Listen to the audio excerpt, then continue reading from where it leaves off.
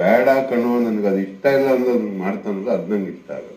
ಈಗ ನನ್ನ ಇಷ್ಟ ಅದ್ರ ಬಗ್ಗೆ ಎಸ್. ಸೊ ವೀಕ್ಷಕರೇ ಕೇಳಿದ್ರಲ್ಲ, ಈಗ ಗಿಲ್ಲಿ ನಟ ಅವ್ರಿಗೆ ರಘುವ್ರನ್ನ ಕಂಡ್ರೆ ಸಿಕ್ಕಾಪಟ್ಟೆ ಇಷ್ಟ, ಅವ್ರ ಫ್ರೆಂಡ್ಶಿಪ್ ಮಾಡೋಕ್ಕೂ ಇಷ್ಟ, ಅವ್ರ ಜೊತೆ ಮಾತಾಡೋಕ್ಕೂ ಇಷ್ಟ.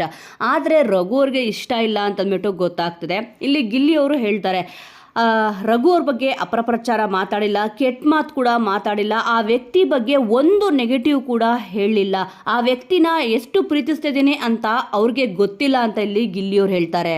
ಅದಕ್ಕೆ ಇಲ್ಲಿ ಚೈತ್ರ ಅವ್ರು ಹೇಳ್ತಾರೆ, ಯಾಕೆ ಈ ಮಟ್ಟಿಗೆ ಈ ಲೆವೆಲ್ಗೆ ನೀನು ಸುಳ್ಳು ಹೇಳ್ತಿದ್ಯಾ ಅಂತಂದ್ಬಿಟ್ಟು ಇಲ್ಲಿ ಚೈತ್ರ ಅವರು ಕೇಳ್ತಾರೆ. ನೋಡಿ, ಅವ್ರಿಗೆ ಬೇಡದೇ ಇರೋ ವಿಚಾರ ಇಲ್ಲಿ ಮಾತಾಡ್ತಿರೋದು ರಘು ಅವ್ರ ಹತ್ರ ಗಿಲ್ಲಿಯವ್ರು ಹೇಳ್ತಿದ್ದಾರೆ. ಆದರೆ ಚೈತ್ರ ಅವ್ರು ಇದಕ್ಕೆ ಹೇಳ್ತಾರೆ, ಈ ಲೆವೆಲ್ಗೆ ಯಾಕೋ ಸುಳ್ಳು ಹೇಳ್ತೀಯಾ ಅಂತಂದ್ಬಿಟ್ಟು. ಅಂದರೆ ಗಿಲ್ಲಿಯವ್ರು ಏನೇ ಮಾಡಿದ್ರು ಕೂಡ ಫೂಟೇಜ್ಗೋಸ್ಕರ ಮಾಡ್ತಾರೆ ಅಂತಂದ್ಬಿಟ್ಟು ಚೈತ್ರ ಅವ್ರ ತಲೆಯಲ್ಲಿ ಇದೆ. ಅದಕ್ಕೆ ಇಲ್ಲಿ ಗಿಲ್ಲಿಯವ್ರು ಹೇಳ್ತಾರೆ, ಆ ಅಣ್ಣನ ಕೇಳ್ಬಿಟ್ಟು ಮಾತಾಡು ನನ್ನ ಹತ್ರ ಅಂತ ಅಂದ್ಬಿಟ್ಟು. ಆದರೆ ರಘು ಅವ್ರು ಏನು ಹೇಳ್ತಾರೆ ಅಂದರೆ, ನನ್ನನ್ನು ಕೇಳಬೇಡ, ನೀನು ಬೇರೆಯವ್ರ ಹತ್ರ ಹೋಗ್ಬಿಟ್ಟು ಕೇಳು ಅಂತ ಹೇಳ್ತಾರೆ. ಅದಕ್ಕೆ ಗಿಲ್ಲಿಯವ್ರು ಹೇಳ್ತಾರೆ, ಸಾಮಾನ್ಯವಾಗಿ ನಾನು ಯಾರ ಜೊತೆನೂ ಕೂಡ ಫ್ರೆಂಡ್ಶಿಪ್ ಮಾಡಲ್ಲ, ಮಾಡಿದ್ರೆ ಕೊನೆವರೆಗೂ ಬಿಡಲ್ಲ ಅಂತಂದ್ಬಿಟ್ಟು ಹೇಳ್ತಾರೆ.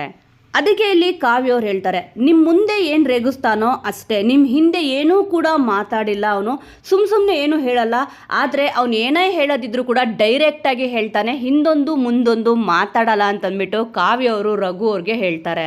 ಅದಕ್ಕೆ ಇಲ್ಲಿ ರಘು ಅವ್ರು ಹೇಳ್ತಾರೆ, ಬೇಡ ಕಣೋ ನನಗೆ ಇಷ್ಟ ಇಲ್ಲ ಅಂದರೂ ಅವನು ಅದನ್ನೇ ಮಾಡ್ತಾನಲ್ವ, ಅದಕ್ಕೆ ನನಗೆ ಇಷ್ಟ ಆಗಲ್ಲ ಅಂತಂದ್ಬಿಟ್ಟು ಹೇಳ್ತಾರೆ. ಅದೇ ಅವ್ರು ಏನು ರೇಗಿಸ್ತಾರೋ ಅದನ್ನು ರೇಗಿಸ್ಬೇಡ ಅಂತ ಹೇಳ್ತಾರಂತೆ. ಆದರೆ ಇಲ್ಲಿ ಗಿಲ್ಲಿಯವರು ಬಿಡಲ್ಲ, ಮತ್ತೆ ಅದನ್ನೇ ರೇಗ್ಸೋಕ್ಕೇ ಇಲ್ಲಿ ರಘು ಅವ್ರಿಗೆ ಗಿಲ್ಲಿಯವ್ರನ್ನ ಕಂಡ್ರೆ ಇಷ್ಟ ಆಗಲ್ವಂತೆ.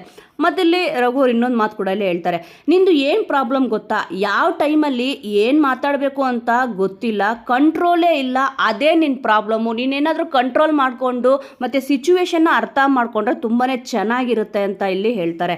ಮತ್ತು ಯಾರಿಗೆ ಏನು ಹೇಳಿದ್ರೆ ಬೇಜಾರಾಗಬಹುದು ಅನ್ನೋ ಸೆನ್ಸಿಟಿವ್ ಮ್ಯಾಟರ್ ನೀನು ಅರ್ಥ ಮಾಡಿಕೊಂಡ್ರೆ ನಿನ್ನ ಕಾಮಿಡಿ ಸೂಪರ್ ಆಗಿರುತ್ತೆ, ಇಲ್ಲ ಅಂತಂದರೆ ಸಿಕ್ಕಾಪಟ್ಟೆ ಬೇಜಾರಾಗುತ್ತೆ ಅಂತ ಅಂದ್ಬಿಟ್ಟು ರಘು ಅವರು ಇಲ್ಲಿ ಹೇಳ್ತಾರೆ. ಸೊ ವೀಕ್ಷಕರೇ, ಇಲ್ಲಿ ಗಿಲ್ಲಿಯವ್ರದ್ದು ಏನಾದರೂ ತಪ್ಪಿದೆಯಾ ಅಥವಾ ರಘು ಅವ್ರದ್ದು ಏನಾದರೂ ತಪ್ಪಿದೆಯಾ ಅಂದರೆ, ಗಿಲ್ಲಿಯವರು ಮಾಡ್ತಿರೋ ಕಾಮಿಡಿ ಇಲ್ಲಿ ಏನಾದರೂ ತಪ್ಪಾಗಿ ಕಾಮಿಡಿ ಮಾಡ್ತಾ ಇದ್ದಾರಾ, ರಘು ಅವರು ಗಿಲ್ಲಿಯವ್ರನ್ನ ಅರ್ಥ ಮಾಡ್ಕೊಂಡಿರೋದ್ರಲ್ಲಿ ತಪ್ಪಾಗಿದೆಯಾ ಅನ್ನೋದ್ರ ಬಗ್ಗೆ ನಿಮ್ಮ ಒಂದು ಅನಿಸಿಕೆ ಅಭಿಪ್ರಾಯ ಏನಿದೆ ಅನ್ನೋದನ್ನು ಮಿಸ್ ಮಾಡದೆ ಕಮೆಂಟ್ ಮೂಲಕ ತಿಳಿಸಿ. ಮುಂದಿನ ವಿಡಿಯೋದೊಂದಿಗೆ ಮತ್ತೆ ಸಿಗೋಣ.